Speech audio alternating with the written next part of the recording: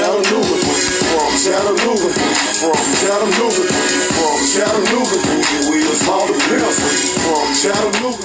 How everybody doing, good people? Happy Saturday. Welcome to the Pimpoholic TV podcast. We got a nice one for y'all today.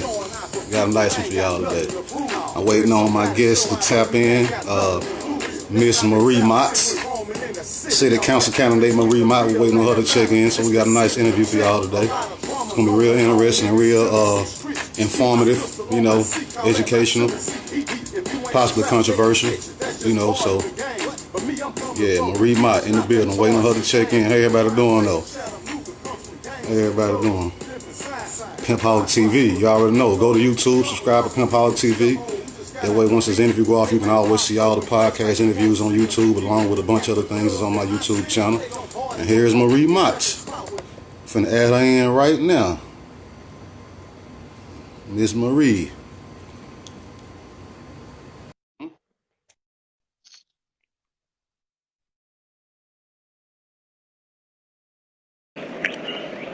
Hey there. How you doing, Marie? How you doing?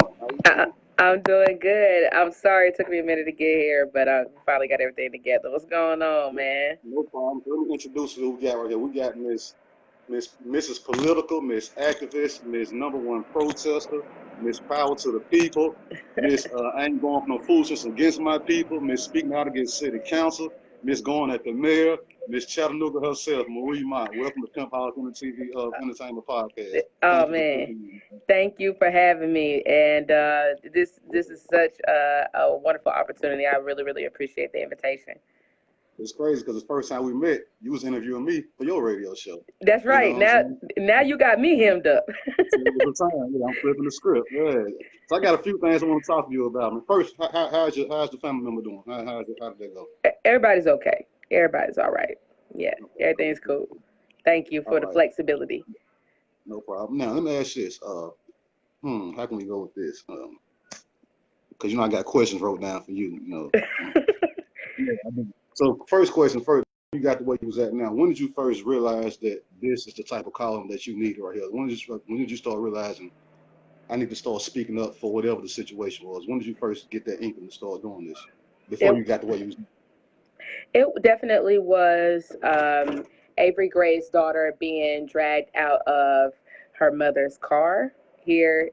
She was 14 years old. It's one thing to see these atrocities happening to adults. It's just something different, like when you have close to a version of a Tamir Rice here at home, because it could have ended, when they drug her out of her mother's car by her wrist. I immediately thought about, thank God her mother was there with her. What would have happened if her mother was not there? She could have been killed. And that was right here in Chattanooga. That was just, after years of seeing Eric Garner, after seeing Sandra Bland, Mike Brown, Trayvon Martin, just seeing all these murders afar, it was just like the straw that broke the camel's back for me. And I ended up, it was a Sunday morning when the video went live of what happened to her, like the body cam footage. And I got home from church and I saw it and I was instantly outraged that, this was happening at home, but this is also happening to our babies. And I just went live. And that was like the first time that I had outwardly expressed how I felt about police brutality, like out loud. And then from there, it's been a crazy roller coaster. But that was like the straw that broke the camel's back, was just having seen these things happen time and time again. But then for brutalization to happen here and then against a child and a young lady, and her mother be helpless, that was the straw that broke the camel's back for me. Okay, so let me ask you this. You might have answered that question, but I'll still ask you. My next question was, what was the first major platform that let you know that your voice was being heard by the people, not just you? Would that be it? Or would it be something that came after that?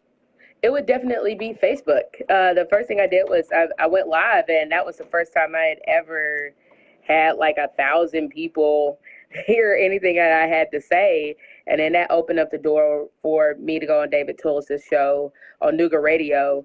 But he wouldn't have picked me up to invite me onto the radio had he not seen the video that I had posted go viral on Facebook. Shout out to David too, Stu. He's a crazy guy. I like him though. I did the show. I like it. I like it. And that was my next question right here. The Marie Mott show, 92.7 Newbie Radio. That's how we first met. Let me say this about that. It's crazy. Check this out. So I remember when I came out with my 32 documentary, right? And you sent me an inbox. I didn't know who you were at the time. I had never heard of you. You sent me an inbox saying, hey, I would like you to come on my show. And at the time, I was kind of like on a promo show going, city to city. So I was like, okay, this would be another platform for me to promote the documentary. I still didn't know really what I was getting into. I just remember the name Marie Mott sending me an inbox, and I looked at a few of your pictures. I was like, okay, she seems like, okay, this is cool. I'll do it. Just let me know the time, and I'll be there. A few days later, I'm reading the newspaper, and then I think he was speaking out against something with Andy Berke. I forgot what the situation was. There was something he was speaking out against him in the newspaper. So I'm looking at it. It says Marie Mott speaks out and says whatever about Councilman Anthony Berke. I said Marie Mott. I said, damn, this is the lady who just inboxed me the other day. I'm like, oh shit, okay. I'm like, okay, I get it now. I said, I see what she's on now. Okay, I said, let me get my shit together. I put on a collar shirt and everything to come to your interview. You sure did. I would have came and thugging out in the t-shirt. I'm like, oh, okay, now it made sense. I'm like, okay, she speaks out against injustices or things that she feels is wrong for the people. Now I see why she wants me on her show to talk about this 32 documentary. Now I get it. You know what I'm saying? So that was an eye opener for me, seeing you on the paper after I had already committed to your show. You know what I'm saying? So my question going to follow that is how did you go about getting on Nougat Radio? Was it through David Toulis? Did he help you? How did you go about actually getting your show? And I would love to see you continue that. How did your show actually start? How did you get the platform to get there? So I went on David. David inboxed me after he saw the video of what happened to Avery Gray's daughter. And then after he saw the viral video on Facebook, David keeps a pretty good eye on things going on in the city like that. And so he inboxed me to come on the radio and to talk about my views about it. And I said yes. And so I went on his radio show. And after I got done, it was a 30-minute slot. He asked me to stay again for another 30 minutes. And then by the time I was getting ready to leave, the owner of the station told him to hold me hostage so he could talk to me. And he offered me a show on the spot. He offered me a show because he was like, Marie, I don't know who you are, where you came from, but you're amazing. And I want to put you on the radio because you need to talk about stuff in Chattanooga. And so he offered me a slot, primetime, 11 o'clock slot, which is primetime hours, lunchtime hours, no cost, because he saw something in me and I didn't even understand what. And I was like, I've never done radio before. I didn't go to school for journalism. All I did was make a video. And that's how the Marie Mott show happened, just from one Facebook Live. Yeah, let's go back to I need your opinion on something else. I heard you say you spoke out because of the young lady getting dragged out of the car here in our city. That was your initial outrage. Okay, and I've been seeing a lot of protesting going on.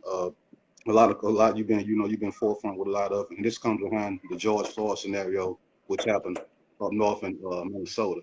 Now, I think around last year, a guy here in our city, he's Ace Boogie on Facebook, the Interstate Tax the rapper. The police, they beat the shit out of him on camera while he was in handcuffs. Why do you think nobody rallied and protested for that right there? That I always question that in my head. And seeing the protest now, which I'm loving this, I hope it keeps going. But I say to myself, that happened to somebody here in our own city. Look, the police didn't kill him, but it happened here. And I was wondering, what was the protest in that then? That's a good question. Chattanooga is a funny place. I think sometimes it's easier for you to hop on a wave. I kind of see that with Chattanooga a lot. We'll hop on a wave instead of kind of doing what we need to do about stuff that's happening right here in the city. And I think that for some people, being encouraged to do it from afar was a whole lot easier than having to make the firm decision to do it at that point in time without any outside influence. Okay, I get that. But I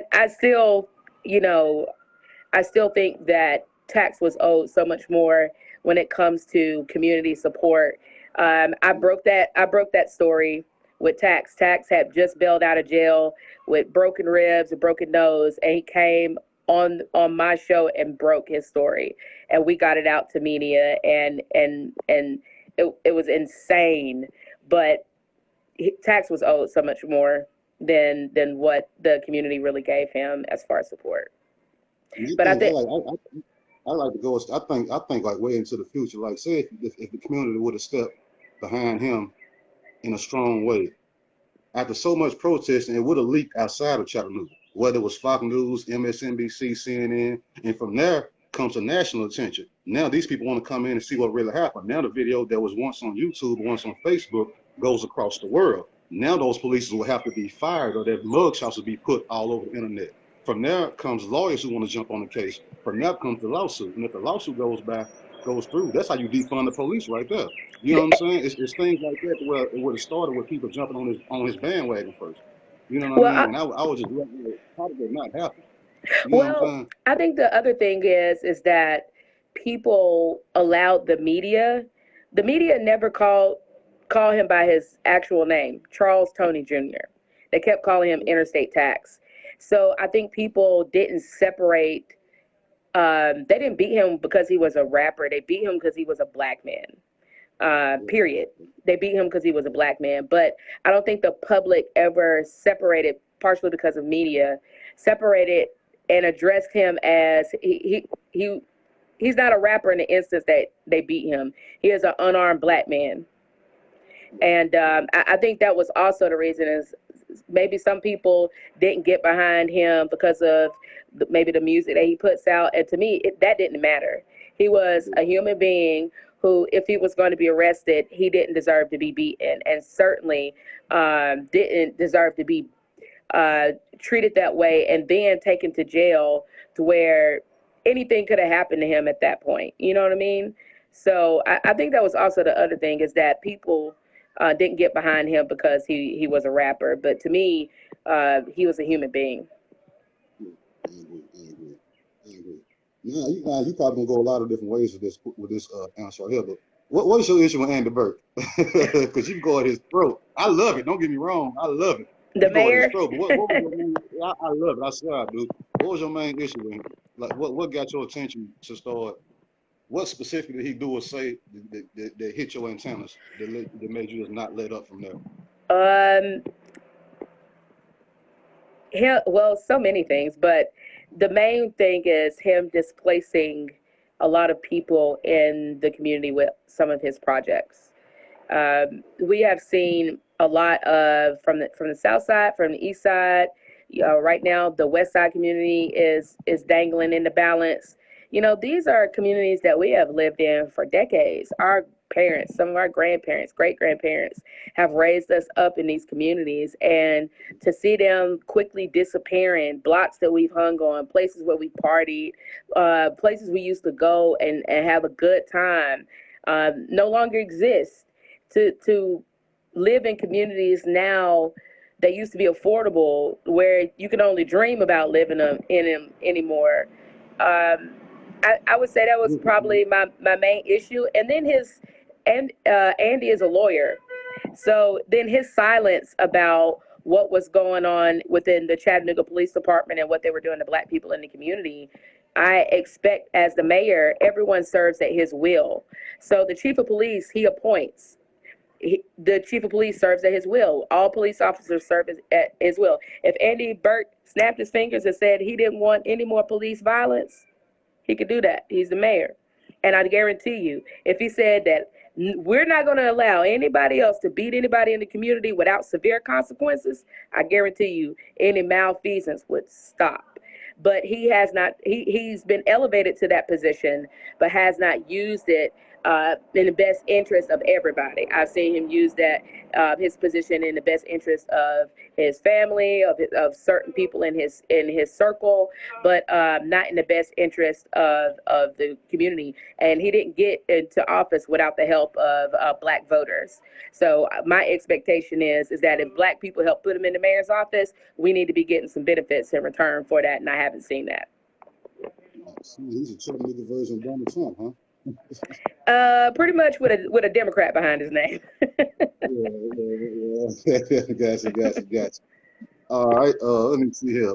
So what made Marie Mott decide to run for city council? It's one thing to, do your protest and get on live and speak and just try to be a voice for the community, but what made you say I want to go a step further and actually run for city council? Well, the first thing was I had so many people in the community ask me to run because of how I've advocated for them, educated them on what's going on at city council, what's being decided for them, how does this impact them. I think the fact that I brought people in to the process of what's going on, because I know we talk about a lot in community, but sometimes we may not understand how certain things happen to us or how we're impacted by certain things. I think being able to bring people into the process and break it down for them the way they can understand, people have appreciated that. So I had people in the community that asked me to run, and so I prayed on it. And one of the things that I thought about in my prayers while I was thinking about running was, one of the reasons why we can't prosper in the community is because we don't have power, or we put people in power that don't understand how to use that power in the best interest of the people. And so there's been a lot that I have accomplished in the community by myself and in collaboration with others, but that can only go so far if I'm not in a position to be able to make certain things happen for my community as a whole. And so as a council person, you have a responsibility to fight for resources for your community. You have a responsibility to educate your community so they can rally behind you to be able to get resources. And so there's a lot that you could do as a council person. And so I wanted to step up to another level. It's completely out of my comfort zone, but I'm excited about that because I would have the opportunity to serve the people in another capacity. And then we've never had a millennial or younger be in a position of power here in the city to be able to represent for their communities. So it's also being able to show other young people, you can do this too. You can represent for your community. You can go out here and you can improve your community. You can do something different than what everybody thinks that we're doing, which is killing one another and just participating in violence. Everybody's not on that in the community. And I want to show our young people that there is some amazing things that they can do in the community. And being a millennial, I think, gives us the ability to bridge gaps. So I'm old enough to kind of identify with like Generation Xers, but I'm young enough to identify with younger generations after me. So I get an opportunity to be a bridge between generations. And I really, really love that because one of the things that we need in our community is unity and connecting between generations so we can move forward. So it was people asking me and then just understanding like I've accomplished a lot, but I'm ready to do more for the people in a different capacity. Hey, now, you know what I think, Marie? Now, me, I'm from the community, so you would get my vote 100%, and I think a lot of the people in the city will vote for you. Here's, I think, the double-edged sword right here. Mm-hmm. The people in city council, whether it's the white people or the black people that play ball, they don't want nobody like you in there because mm-hmm. you speak for the people. Mm-hmm. You know what I'm saying? You understand what I'm saying? I got you. They can't tell it to you like this, but on the inside, it's like we can't let her in. Mm-hmm. She's too much not for the bullshit. Like if she comes in and sees certain things we're doing wrong, she's not going to turn her head and act like she don't see it. She's going to speak out and expose that. And we don't need that. We need somebody. We let a black person in. We need somebody who's going to play ball with us. Meaning if we say we got $20 million and we're going to spend it in Ottawa, we don't need that black person come to us and say, well, why don't y'all rebuild the west side instead of tearing it down? Because we technically have no excuse not to rebuild if we got the money. But if she comes to challenge us on that and we can't give her a direct answer, she's going to go public and expose that. And we don't want that. So we can't let her in. Now, we need you in there because of that. You understand what I'm saying? We need you to look at them and say, y'all got $400 million and y'all haven't spent $1 of it in our community, but you've upgraded this school, this school, this school. You know what I'm saying? Or this community, that community. Like, East Lake is looking pretty bad. The playground's not good out there. You're about to tear the west side down, but you're going to spend $50 million in Red Bank. So somebody like you is going to speak up for that. Now, they know they're doing that shit. They're not dumb, but they don't want you to actually challenge them and question them on it. So if we let Marie in, she's going to expose us. Do we really want that? You know what I'm saying? So that's the scary part about us voting for you and then them going behind our votes and pulling some bullshit to make sure that there's some reason the votes don't count. Or the votes, you lost by this much to the other guy. You understand? Do that make sense what I'm saying? It does make sense, but it's in the hands of the people. So this is where the people have to decide, what do you want?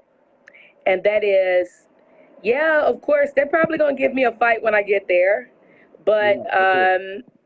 this is about our survival, Maul. You know, do I want the West Side to be torn down? Hell no.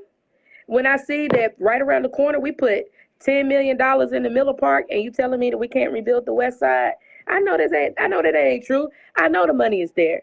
But the difference is I'm not in a position of power to be able to prove that and break that down, and then at the same time have some other insights that you won't learn until you get behind the scenes. And so part of this process that we got to understand when it comes to building power is we can't be afraid to send strong people.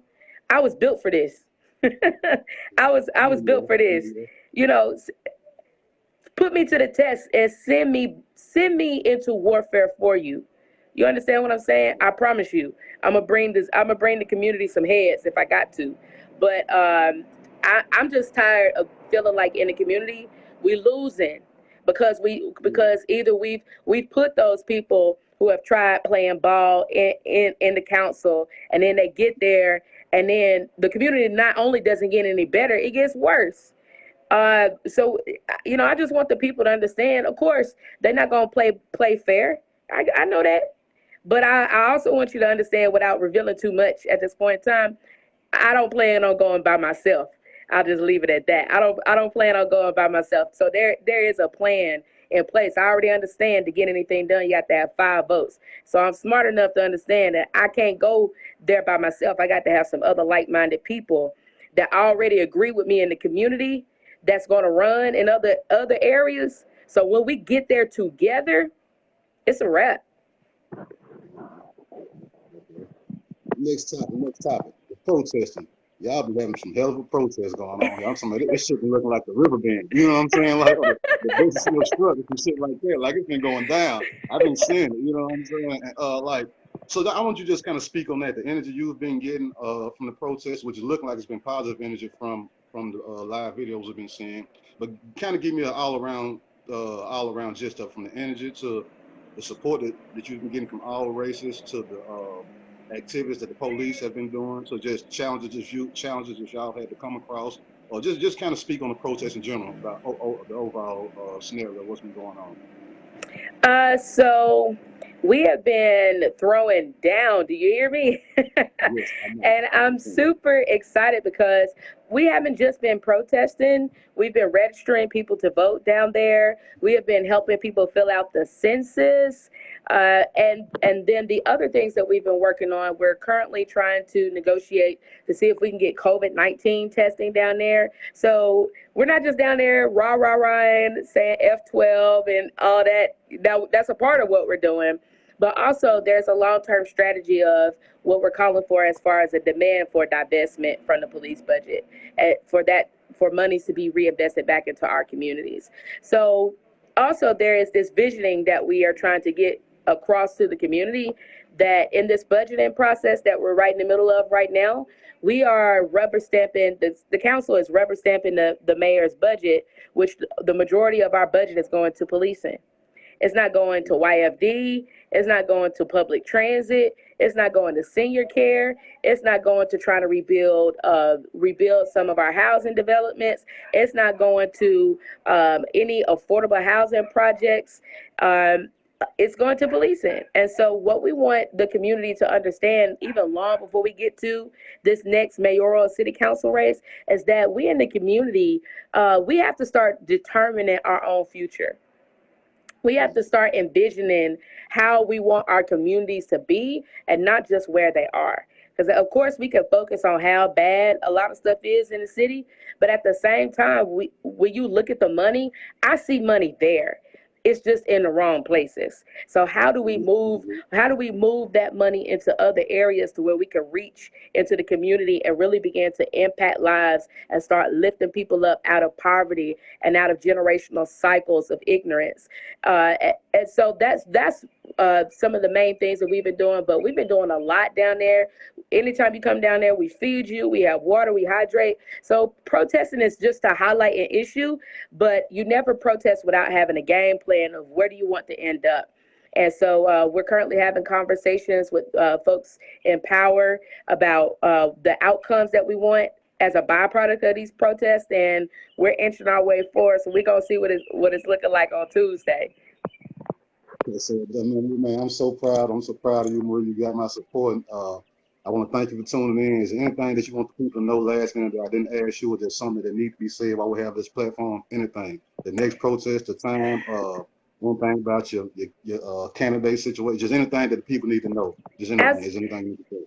Absolutely. So first of all, thank you again for just letting me come on here and rap with you, Maal. You're doing a great job. I can't wait to see some of the next stuff that you put out in the community. I'm anxiously waiting because I know you're a mastermind and you plotting and scheming on something. And shout out to Lil Mo because I just did an interview with him last week. Lil Mo Film. So shout out and salute to the OG himself. Tonight we are going to be at Coolidge Park at 7 p.m. It's going to be turned up. We're going to have food, water, Gatorade, snacks.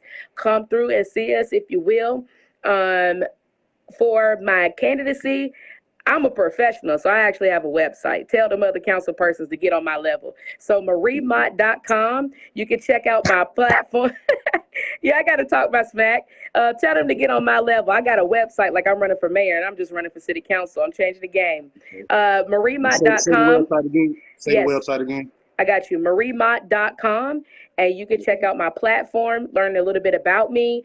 I have a blog on there as well, and you can donate, and you can look at volunteering, so you can sign up to volunteer for that.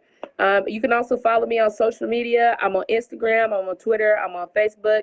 If you need my assistance, mariemott@gmail.com. I try to help people as much as possible, or I will connect you to resources.